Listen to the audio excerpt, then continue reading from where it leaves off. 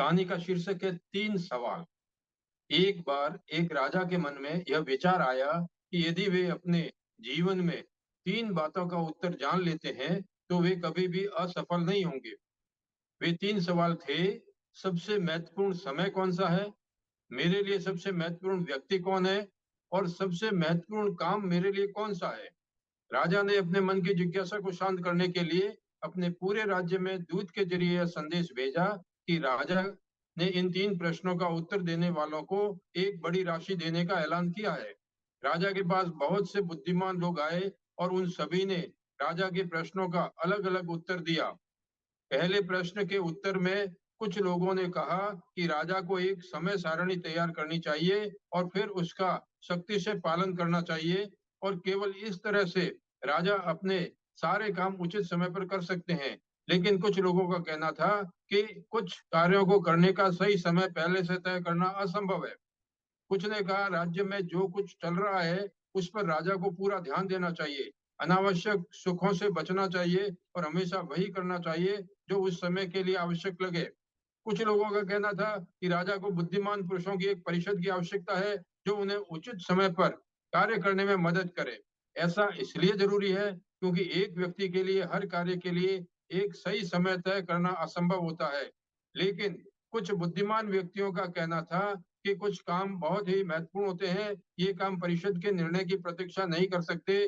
उसके उनके अनुसार किसी काम को करने का सही समय तय करने के लिए उस काम से भविष्य में होने वाले प्रभाव को देखना जरूरी है, और केवल जादूगर ही ऐसा कर सकता है, इसलिए राजा को जादूगरों के पास जाना चाहिए। दूसरे प्रश्न के उत्तर में कुछ लोगों ने कहा राजा के लिए सबसे आवश्यक लोग उसके पार्षद हैं। कुछ ने कहा पुजारी, कुछ अन्य लोगों ने चिकित्सकों या फिर सैनिकों को चुना। तीसरे प्रश्न का उत्तर कुछ लोगों के अनुसार विज्ञान था, तो कुछ लोगों के अनुसार लड़ाई या फिर धार्मिक पूजा था। राजा के सभी प्रश्नों के उत्तर लोगों ने बहुत ही भिन्न भिन्न दिए थे और राजा किसी भी उत्तर से संतुष्ट नहीं थे। इस कारण से उन्होंने किसी को भी पुरस्कृत नहीं किया। अब उन्होंने एक विद्वान साधु से सलाह लेने का फैसला किया जो अपने ज्ञान के लिए दूर तक जाने जाते थे। साधु एक झोपड़ी में रहते थे, वे केवल साधारण लोगों से ही मिलते थे। इसलिए राजा ने एक साधारण व्यक्ति की वेशभूषा धारण की और अपने घोड़ों को अपने अंगरक्षक के साथ सन्यासी की कुटिया से थोड़ी दूरी पर छोड़कर अकेले ही साधारण कपड़ों में सन्यासी की कुटिया तक पहुंचे।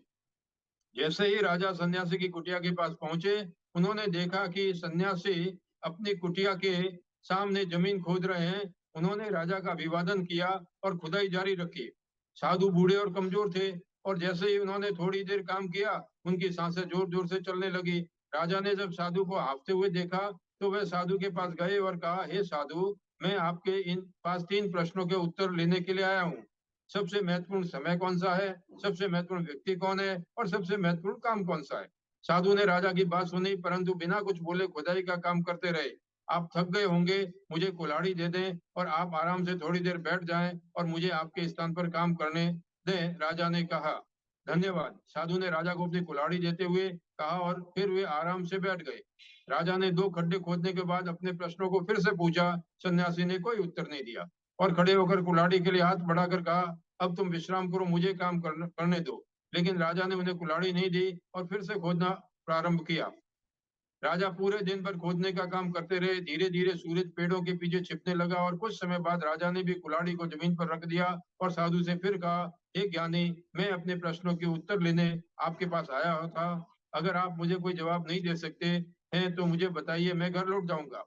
यहाँ कोई दौड़ता हुआ आ रहा है, साधु ने कहा। राजा ने मुड़कर देखा कि एक दाढ़ी वाला आदमी उनकी तरफ दौड़ता हुआ आ रहा था। उस व्यक्ति का हाथ उसके पेट पर था और वहां से खून बह रहा था। राजा के पास पहुंचते ही वह मूर्छित होकर भूमि पर गिर पड़ा। राजा और साधु ने उस आदमी के कपड़े उतारे और देखा कि उसके पेट में एक बड़ा घाव है। राजा ने उस घाव को साफ करके उस घाव को अपने रुमाल से ढक दिया, लेकिन खून बहना बंद नहीं हुआ। राजा ने घाव को फिर से साफ किया और वे ऐसा तब तक करते रहे जब तक कि खून बहना बंद नहीं हो गया। कुछ समय बाद उस आदमी को अच्छा लगने लगा और उसने कुछ पीने की इच्छा जाहिर की। राजा ने उस व्यक्ति को ताजा पानी पीने को दिया। तब तक सूरज पूरी तरह से डूब चुका था और हवा में भी बहुत ठंडक आ गई थी।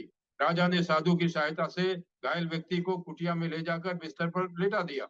वह आदमी आंखें बंद करके आराम करने लगा। राजा भी खुदाई करते करते बहुत थक गए थे और वे भी फर्श पर लेट गए और बहुत गहरी नींद में सो गए। उठने के कुछ समय बाद ही उन्हें एहसास हुआ कि वे कहाँ हैं और बिस्तर पर कोई दाढ़ी वाला आदमी लेटा है। मुझे माफ कर दो। जब उस दाढ़ी वाले आदमी ने राजा को जगा हुआ देखा तो कमजोर आवाज में कहा। राजा ने कहा, मैं तुम्हें नहीं जानता और मेरे पास तुम्हें क्षमा करने के लिए कोई वजह भी नहीं है। दाढ़ी वाले व्यक्ति ने कहा, आप मुझे नहीं जानते, लेकिन मैं आपको बहुत अच्छे से जानता हूँ। मैं आपका वह शत्रु हूँ जिसने आपसे बदला लेने की शपथ खाई थी, क्योंकि आपने मेरे भाई को मार डाला था और मेरी संपत्ति पर कब्जा कर लिया था। मुझे पता चला था कि आप साधु से मिलने के लिए अकेले गए हैं और मैंने मन ही मन आपके मारने का मन बना लिया।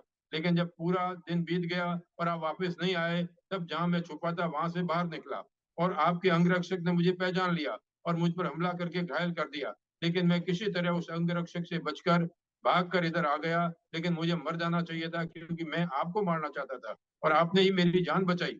अब जब तक मैं जीवित हूँ, मैं आपका विश्वासी दास बनकर आपकी सेवा करूंगा और अपने पुत्रों को भी वैसा ही करने की आज्ञा दूंगा। मुझे माफ कर दो।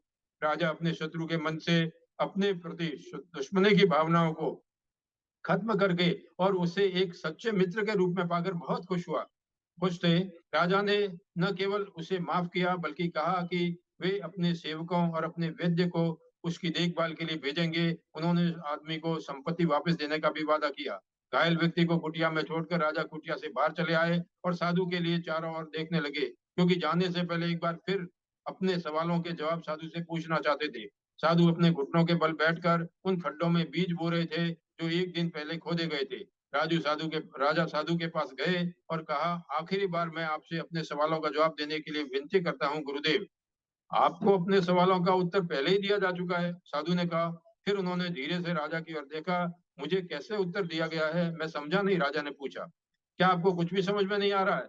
साधु ने उत्तर दिया, यदि आपने कल मेरी दुर्बलता पर दया न की होती और मेरे लिए खड्डे नहीं खोदे होते, तो आप यहाँ से चले गए होते और तब वह आदमी आप पर हमला कर देता।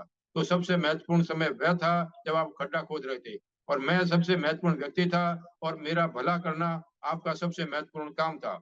बाद में जब वह आदमी हमारे पास दौड़ता हुआ आया था, उस समय सबसे महत्वपूर्ण समय यह था कि आप उसकी देखभाल कर रहे थे, क्योंकि अगर आपने उसके घावों को भरा नहीं होता तो वह आपके साथ एक अच्छा संबंध बनाए बिना ही मर जाता।